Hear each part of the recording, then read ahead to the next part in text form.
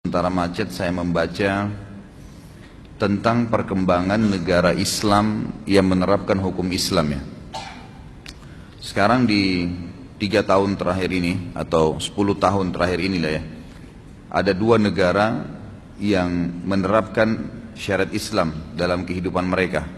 Dan ternyata dua-duanya tiba-tiba menjadi negara yang sangat berkembang pesat dikala banyaknya negara-negara Islam yang terpuruk ya. Saya bacakan, kalau yang sudah berjalan sekitar 10 tahun adalah Turki.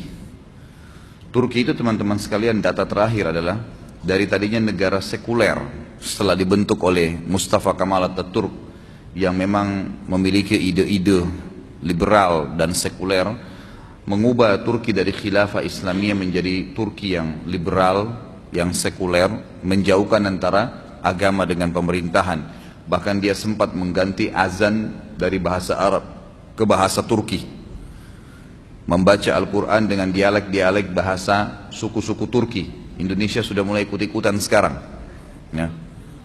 Yang Turki sudah lakukan dulu beberapa puluh tahun yang lalu gitu kan. Dan itu ternyata membuat mereka terpuruk. Subhanallah, datangnya Presiden Turki yang sekarang ini, Erdogan, yang sangat masyhur sekarang, luar biasa orang ini, semoga Allah menjaga ya.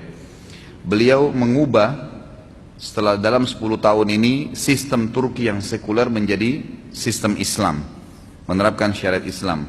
Apa yang terjadi teman-teman sekalian? Paling tidak ada 25 poin yang dunia mencatat apa yang terjadi pada Turki setelah mengubah. Dunia mencatat ya, setelah mengubah sistem sekuler menjadi sistem Islam. Yang pertama, produk domestik nasional Turki, produk domestiknya, produk dalam negerinya di Turki tahun 2013 mencapai jumlahnya 100 miliar dolar Amerika, menyamai pendapatan gabungan 3 negara sekaligus dengan ekonomi terkuat di Timur Tengah, Arab Saudi, Uni Emirat Arab dan Iran, dan ditambah dengan Yordan, Syria serta ya, Lebanon. Jadi bayangkan, dengan menerapkan hukum Islam yang paling pertama terjadi adalah berhasil ya, menaikkan hasil produksi dalam negerinya 100 miliar dolar yang mengalahkan 3 negara sekaligus, Saudi sendiri, Emirat Arab dan Iran. Yang kedua, Erdogan membawa negerinya melakukan lompatan ekonomi yang besar dari ranking 111 dunia ke peringkat 16 dengan rata-rata 10% per tahun, yang berarti masuknya Turki ke dalam 20 negara terkuat atau G20 di dunia. Yang ketiga, tahun 2023 merupakan tahun pembangunan negeri Turki modern yang sudah dicanangkan oleh Erdogan, yang ditargetkan adalah Turki menjadi kekuatan politik dan ekonomi nomor 1 di dunia yang mengatasnamakan Islam. Yang keempat, Airport Internasional Turki, dan saya sendiri baru mungkin sekitar 2 bulan yang lalu mampir ke sana waktu mau umroh, adalah bandara terbesar di Eropa sekarang, yang menampung 1.260 pesawat setiap harinya, ditambah bandara Sabiha yang menampung 630 pesawat setiap hari. Yang kelima, Turkish Airlines meraih peringkat maskapai penerbangan terbaik di dunia dalam 3 tahun berturut-turut. Yang keenam, dalam kurun 10 tahun, Turki telah menanam 770 juta pohon hardija dan berbuah, maksudnya buah-buahan ya. Yang ketujuh, untuk pertama kali Turki di masa modern memproduksi sendiri tank, baja, pesawat terbang dan pesawat tempur tanpa awak, serta satelit militer modern pertama yang multifungsi. Sebentar, azannya tunda sebentar dulu. Nomor 8, poin 8, kelebihan 8, Erdogan dalam 10 tahun pemerintahannya telah mendirikan 125 universitas baru, 189 sekolah baru, 510 rumah sakit baru, dan 169 ribu kelas baru yang modern, sehingga rasio siswa per kelas tidak lebih dari 21 orang per kelas, dan menjadi sekolah-sekolah terunggul sekarang di Eropa. Sekarang orang-orang Eropa yang dulu didatangin sekolah, orang-orang Eropa sekarang yang datang ke Turki belajar. Ini banyak orang tidak tahu nih, padahal sebenarnya perkembangan yang sedang terjadi. Yang kesembilan, ketika krisis ekonomi menimpa Eropa dan Amerika, universitas-universitas Eropa dan Amerika menaikkan uang kuliah, sedangkan Erdogan membebaskan seluruh biaya kuliah dan seluruh sekolah, kuliah dan sekolah bagi rakyatnya, dan menjadi tanggungan negara. Yang ke-10, dalam 10 tahun terakhir, pendapatan per kapita penduduk Turki yang dahulunya hanya $3.500 per tahun, meningkat menjadi $11.000 per tahun. Lebih tinggi daripada per kapita penduduk Prancis. Jadi kalau teman-teman tahu, Prancis itu paling tinggi per kapitanya. Artinya pendapatan orang itu tinggi sekali di sana. Tapi Turki dalam 10 tahun terakhir mengalahkan, karena dari $3.500 per tahunnya menjadi $11.000 per orang ya. Dari per kapita, dan Erdogan menaikkan nilai tukar uang Turki menjadi 30 kali lipat. Dulunya rendah, sekarang menjadi naik. Yang ke-11 di Turki, negara sedang mengupayakan dengan sungguh-sungguh membiayai 300.000 ilmuwan melakukan penelitian ilmiah untuk menuju tahun 2023. Jadi dalam slogan yang diangkat sekarang sama Erdogan ini, tahun 2023 atau 2025, Turki sudah harus kembali seperti dulu, menguasai dunia dengan sistem Islam. Yang ke-12, di antara keberhasilan politik terbesar Turki adalah keberhasilan Erdogan mendamaikan dua bagian Siprus yang bertikai. Ia juga melakukan pembahasan damai dengan Partai Buruh Kurdistan untuk menghentikan pertumpahan darah dan meminta maaf kepada Armenia, sehingga menyelesaikan permasalahan yang sudah menggantung selama 6 dasawarsa. Yang ke-13, di Turki, gaji dan upah meningkat mencapai 300%. Dan gaji pegawai baru meningkat dari 340 lira Turki menjadi 957 lira, dan jumlah pencari kerja menurun dari 38% menjadi 2%. 14, di Turki anggaran pendidikan dan kesehatan mengungguli anggaran pertahanan dan gaji guru sebesar gaji dokter. Ke-15, di Turki telah dibangun 35.000 laboratorium IT dan database modern yang melatih pemuda-pemuda Turki. Yang ke-16, Erdogan juga menutupi defisit anggaran yang mencapai 47 miliar dolar. Sebelumnya, cicilan terakhir hutang Turki ke IMF adalah 300 juta dolar pada Juli lalu. Bahkan Turki sempat sekarang ini meminjamkan IMF ya, yang sudah jelek namanya sebesar 5 miliar dolar. Dulu Turki utang, lunas semua utangnya, sekarang dia yang pinjamkan IMF 5 miliar dolar.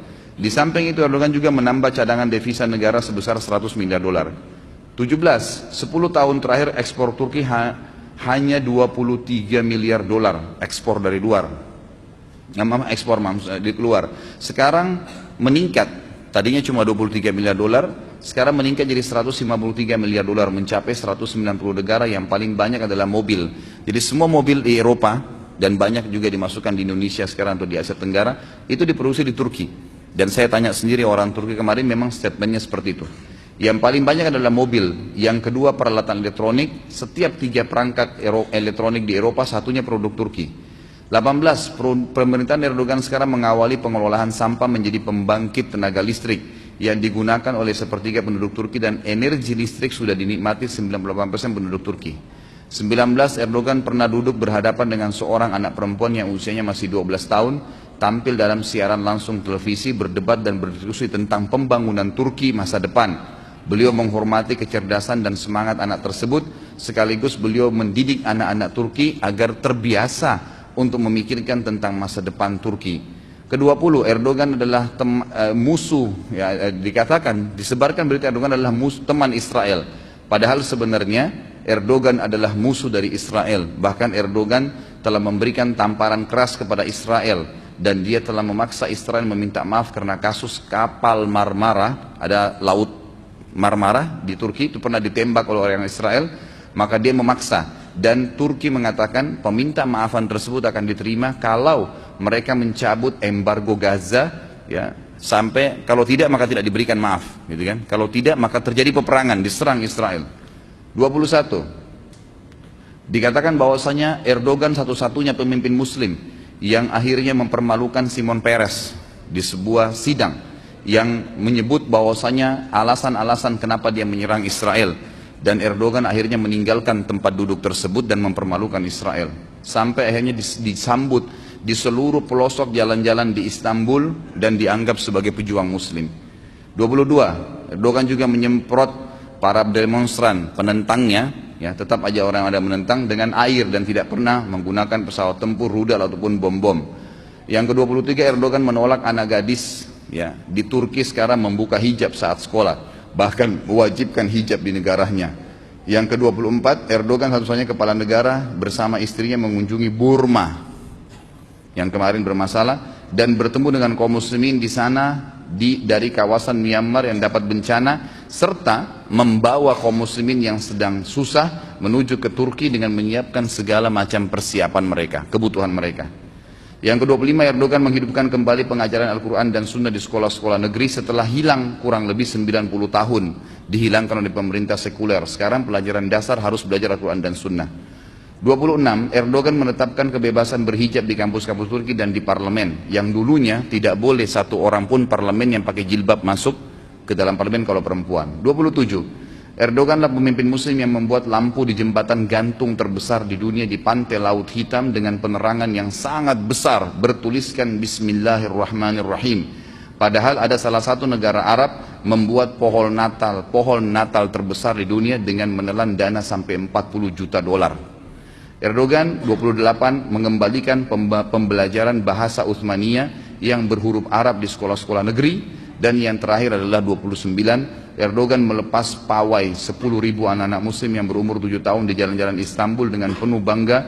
Anak-anak tersebut akan memulai kewajiban sholat berjamaah dan menghafal Al-Quran setiap harinya.